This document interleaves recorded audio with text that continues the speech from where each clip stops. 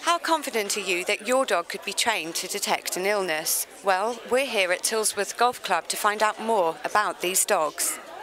Tonight, these good ladies and gentlemen are assembled to listen to our talk, the charity Cancer and Biodetection Dogs. Our aim is to raise funds. As charity trains animals, dogs at the moment, to detect ill health and disease. This is a completely new, groundbreaking exercise.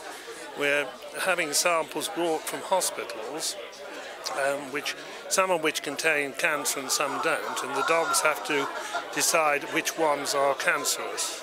With the cancer detection dogs, we will benefit because hopefully they will help us find out what the odour of cancer is.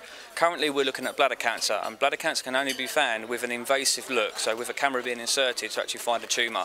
What we're trying to do is help develop in the odour of what cancer is, so they can develop a machine that can act like a remote sniff, so that the actual machine will pick up the odours of cancer to help with a diagnosis.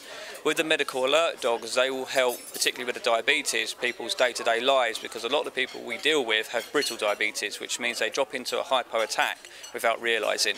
So the dogs actually pick up on them low blood sugars and alert them before it gets too low for them to do anything about it. I heard about this from a friend of my social group, and to be honest, I had no idea what to expect. I just knew that something about dogs detecting cancer. I thought that sounds very intriguing. Can it be so?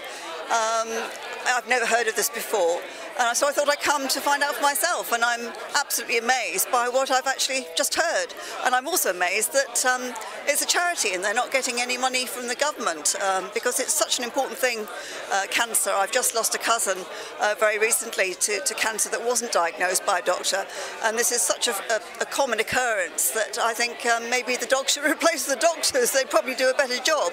I'm here supporting the cancer dogs because we'd heard of them fairly early on, because I'm the president of Bedford Lions Club.